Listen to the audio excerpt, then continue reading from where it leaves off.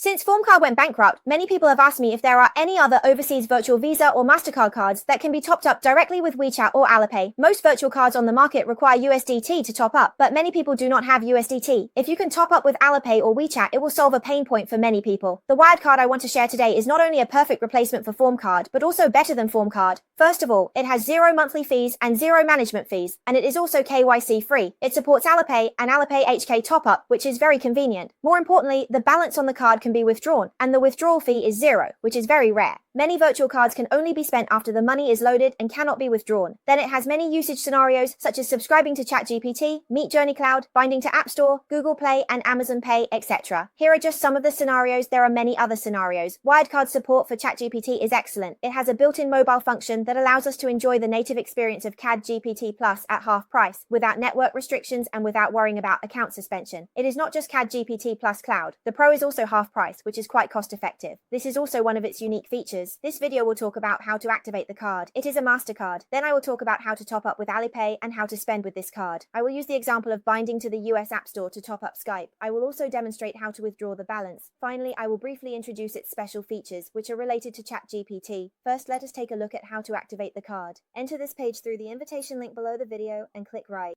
Log in and register in the upper corner, then click on the pop-up window below to register. Enter your mobile phone number here. It can be a mobile phone number in mainland China or Hong Kong. Then get the verification code and submit the registration. Click on the left to activate the card immediately. You can choose 3 years or 2 years. Generally, 2 years is enough. Confirm the invitation code here. It is usually brought over automatically. If it is empty here, you can click the edit button to enter the code manually. After using the invitation code, you can enjoy a certain amount of reduction in the card opening fee, but the amount of this reduction is not fixed. For example, it was $2 off last month, and now it is $1 off. Official activities will change from time to time. No matter how the activities change, as long as you register through my invitation, you will definitely enjoy the current highest discount because its current activity is $1 off. The card opening fee was originally $11.99 but now you only need to pay $10.99 Click the payment button and call with your phone. Open Alipay and scan this code to complete the payment. You need to fill in the card name in Pinyin here. For example, Zhang San's surname is Zhang and his given name is 3. Then enter the email address and click Next. Verify the name and click Confirm. You can read the OpenAI goggles instructions carefully and click I understand after reading them. The card is successfully activated. Pay attention to the small print below. The default monthly limit is $60. If you do real name authentication, the limit can be increased to $3,000 per month. It all depends on you. If you only use it for small payments, $60 per month is enough. If you want to increase the limit, click Increase Limit now and go for real name authentication. Of course, you don't have to authenticate now. You can authenticate later when you want. I don't plan to authenticate for the time being, so click Do Not Authenticate for now. It will pop up the card usage instructions. Read each item carefully, then check all and click Continue. This is the card that has been opened.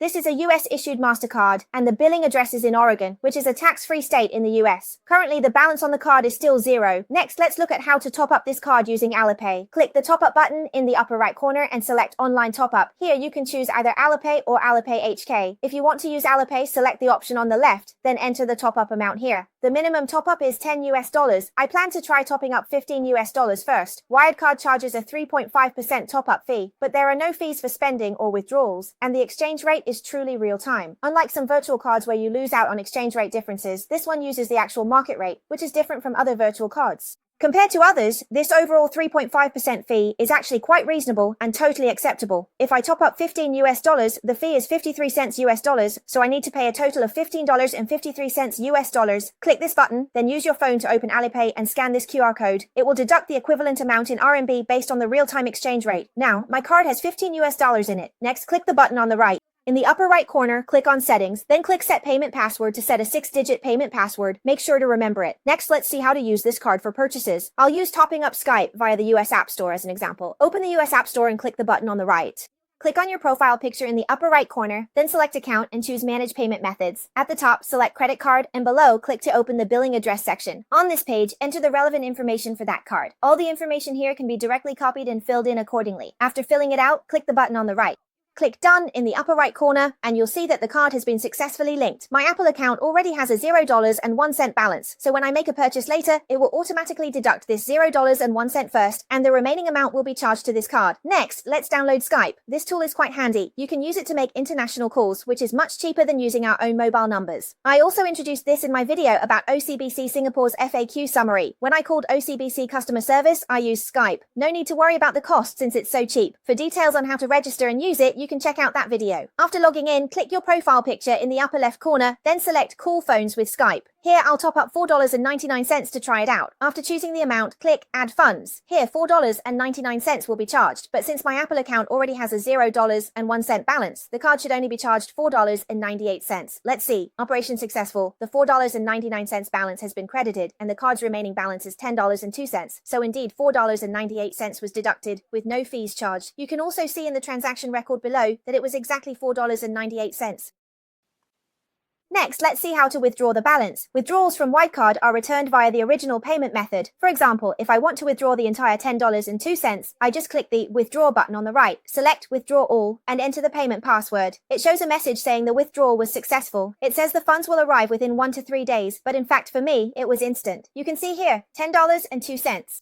It was returned to me as 71.34 renminbi. I checked the real-time exchange rate at that moment. $10.02 was 70.98 renminbi. In other words, the amount returned was actually more than the real-time exchange rate. This is an unexpected surprise. I guess it may be because there is a certain exchange rate lock-in period, so this situation occurs. In any case, at least it shows that Wirecard's exchange rate is very real. Next, let's take a look at its special features. The first part is its payment service. If you only need to use its card payment function, then just focus on this part. The second part is its special service, which is the aforementioned free use.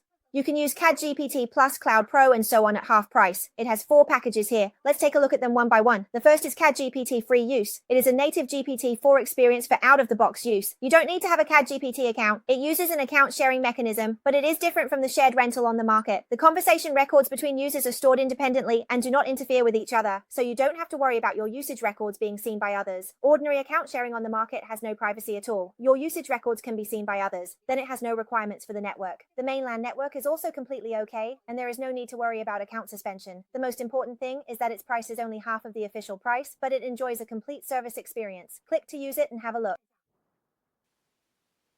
We know that the normal price for ChatGPT Plus is $20 per month, but here it only costs $9.99 per month. Although there is a usage limit, up to 30 conversations every 3 hours. For our normal use, that's more than enough. You can also try it for free once here. Click on Free Trial and select the option on the left to give it a try. You see, this is the native ChatGPT Plus experience.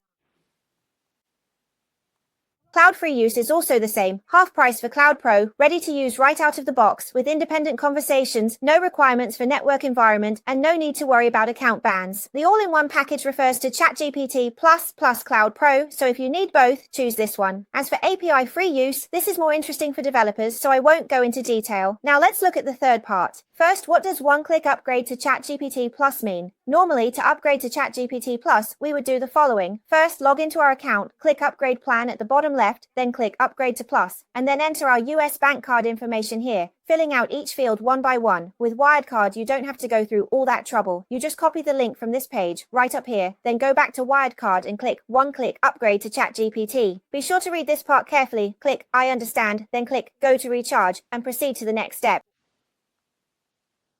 Then paste the payment page link you just copied here and click One-Click Upgrade to finish. This way you don't have to fill in all the card information one by one. It's very convenient. This is the ChatGPT Automatic Cloud Backup plugin, and this is the OpenAI API forwarding tool. If you're interested in these two, you can try them out yourself. Now, what is the fourth part? The toolbox 4. If you want to register your own ChatGPT account, you'll need an overseas phone number and an overseas email. Many people don't have an overseas phone number or don't know how to get an overseas email, so here, it provides you with ready-made options, such as an overseas phone number. It gives you 3 free uses, and if 3 times aren't enough, you can also click here to purchase additional usage.